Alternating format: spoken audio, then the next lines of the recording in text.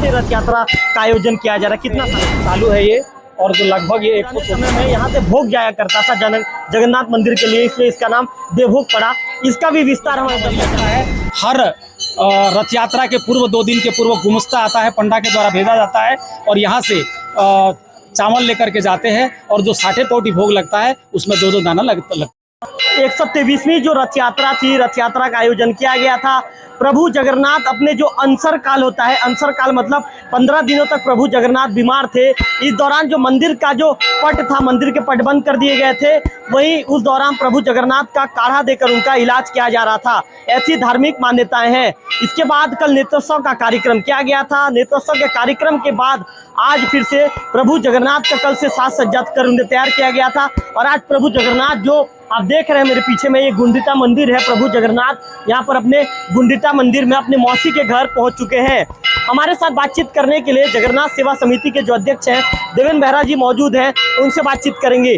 पहला सवाल आपसे ये जानना चाहूँगा कि मंदिर कब बना था और ये जो रथ यात्रा का जो कार्यक्रम है, कितने साल से रथ यात्रा निकाला जा रहा है? जय जगन्नाथ मंदिर का जो निर्माण है 1854 से चालू हुआ, 1901 में पूर्ण हुआ और 1901 से ही रथ यात्रा का कार्यक्रम चालू है, जो लगभग आज 124 साल होने जा रहा है। और इसमें 84 गांव के लोग इकट्ठा होकर के श्रृंगार का दर्शन करने के बाद में जो नेत्रोत्सव होता है, इसके बाद ठीक दूसरे दिन ये रथ यात्रा का कार्यक्रम होता है।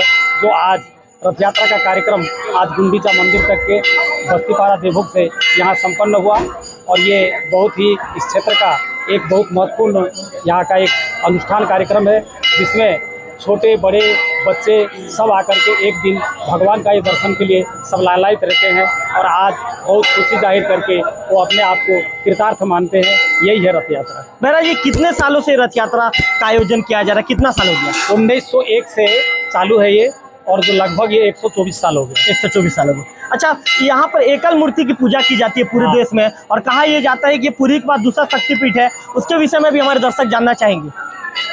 ये पुरी के बाद में जो द्वितीय शक्तिपीठ इनको माना जाता है। पुरी से जब ये 1834 में ये मूर्ति को लाया गया तो उस समय वहाँ पे दधिवामन मूर्ति के रूप में इनको प्रदाय किया गया था, इसलिए इनका वास्तविक नाम है दधिवामन। लेकिन दधिवामन होने के कारण ये एकल मूर्ति है और यहाँ बलभद्र और सुभद्रा का यहाँ पे मतलब उनका मूर्ति स्थापना नहीं है, क्योंकि यहाँ पे पुरी में भी आप जाओगे तो यहाँ एक गरुड़ स्तंभ होगा, लेकिन यहाँ पे जगन्नाथ मंदिर में गरुड़ स्तंभ नहीं है। यहाँ स्वयमेव अरुण और गरुड़ का यहाँ पूजा होता है, जीवन्यास पूजा होता है, इसलिए यहाँ पे गरुड़ स्तंभ नहीं है।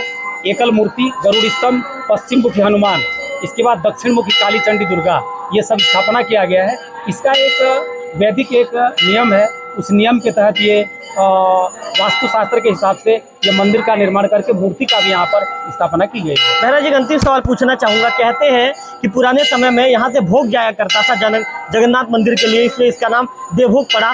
इसका भी विस्तार हमारे दर्शक जानना चाहेंगे।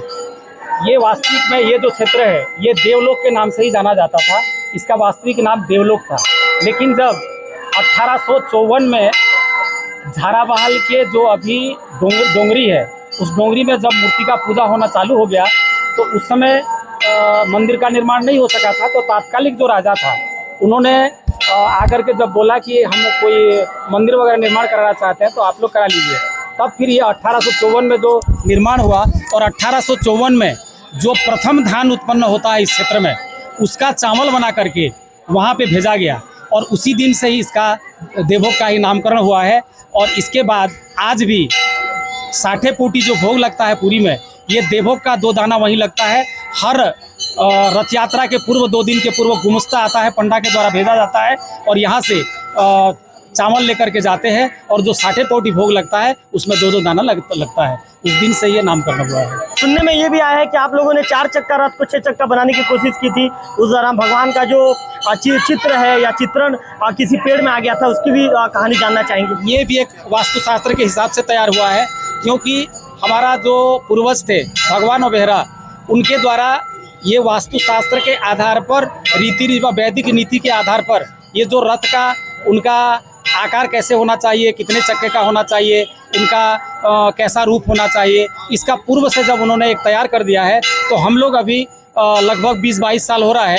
जब रथ का निर्माण करना हम लोग चालू किए तो हम 6 चक्का का चालू किए, तो उसमें जगन्नाथ जी का मूर्ति आ गया है जो अभी भी विद्यमान है। उस दिन से हम लोग वही 4 चक्का का ही निर्माण करके चालू कर रहे हैं। तो आप बेहरा जी को सुन रहे थे। बेहरा जी ने पूरे चीजों को लेकर, पूरे तथ्यों को लेकर लोकल टीवी हमारे दर्शकों को बताया है। लक्ष्मीनारायण अवस्थी जी मौजूद हैं। अवस्थी जी, गुंडिचा मंदिर का आपने निर्माण करवाया है, क्या उद्देश्य लेकर आपने इसे बनवाया था? कि जगन्नाथ स्वामी का मंदिर बस्ती पारा में है, तो हमारे पूर्वज, हमारे पिता श्री सुंदरलाल जी अवस्थी मेरे को निर्देश दिए कि आप एक यहाँ मंदिर बनाओ, तो राजा पारा के भी यहाँ भगवान आएंगे और इसमें सभी लोग पूजा पाठ करेंगे। और ये मंदिर गुंडीचा मंदिर 1991 से बना हुआ है। तब से गुंडीचा मंदिर भगवान रथ यात्रा में यहाँ आते हैं और पूरा देवभोग, पूरा राजा पारा, पूरा बस्ती पारा सब मिलके भगवान का सेवा करते हैं। आप लक्ष्मीनारायण अवस्थी जी को सुन रहे थे, आप देवेंद्र बेहरा जी को सुन रहे थे। दोनों ने पूरे तथ्यों को लेकर पूरी जानकारी दी है। जो जगन्नाथ सेवा समिति के जो अध्यक्ष हैं देवेंद्र बेहरा जी ने बताया है, रथ को निर्माण को लेकर बताया है। और ये भी बता दूं आपको, मेरे दर्शकों को बता दूं कि लगभग 124 साल से देवभोग में रथ यात्रा का आयोजन किया जा रहा है। 1901 में जो ये परंपरा शुरू हुई थी, आज भी कायम है। प्रभु जगन्नाथ के रथ यात्रा में शामिल होने के लिए करीब 50 गांव के लगभग 10,000 से ज़्यादा लोग यहाँ पर जुड़ते हैं, प्रभु जगन्नाथ के रथ यात्रा में शामिल होते हैं। ये गुंडिचा मंदिर है। मेरे कैमरा पर्सन विक्की से कहूँगा कि आप देख रहे हैं कि किस तरह से यहाँ पे श्रद्धालु यहाँ पर पहुँचे हुए हैं पूजा पाठ करने के लिए। छोटे छोटे बच्चे भगवान की भक्ति में लीन हैं और प्रभु जगन्नाथ आज से यहाँ पर करीब 7 दिनों तक प्रभु जगन्नाथ यहाँ पर रहने वाले हैं। और जो अवस्थी परिवार है, अवस्थी परिवार प्रभु जगन्नाथ की सेवा करेगा। हमारे साथ परमेश अवस्थी जी मौजूद है, उनसे बातचीत करेंगे। परमेश जी, आपसे ये सवाल पूछना चाहूँगा कि आज से यहाँ पे क्या प्रभु जगन्नाथ जी जैसे आ गए हैं, तो क्या सेवा भाव आप ही लोग के परिवार वाले करते हैं?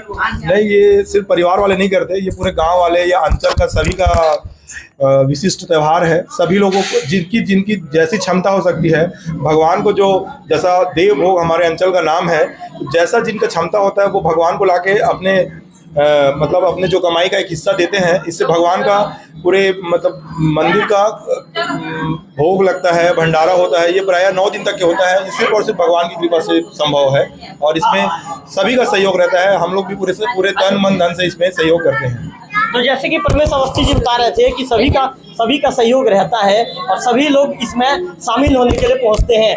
मैं आपको बता दूं कि 9 दिनों तक यहाँ पर पूजा अर्चना चलने वाला है और 9 दिनों तक जब पूजा अर्चना चलने में सभी लोग यहाँ पर भोग के रूप में जो प्रसाद है यहाँ पर देते हैं और सभी लोग भोग के रूप में प्रसाद ग्रहण करने के लिए भी यहाँ पर पहुँचते हैं। कुल मिलाकर ये कहें कि ये पूरी के बाद जो देवभोग का जगन्नाथ मंदिर है, दूसरा शक्तिपीठ है और यहाँ पर पूजा अर्चना के लिए आज सुबह से ही श्रद्धालुओं की जो भीड़ थी यहाँ पर मंदिरों में पहुँचने लगी थी। और श्रद्धालु आप देख सकते हैं ये पास में दुर्गा मंदिर है, यहाँ पे भी श्रद्धालु पूजा पाठ करने के लिए पहुँचे हुए हैं। और इसके साथ साथ जो गुंडिचा मंदिर है जहाँ पर प्रभु जगन्नाथ पहुँच गए हैं, यहाँ पर भी भगवान के आने के बाद पूजा पाठ का जो दौर है, पूजा पाठ का दौर शुरू हो चुका है। कैमरा पर्सन विक्की के साथ रविकांत तिवारी, लोकल टीवी देवभोग।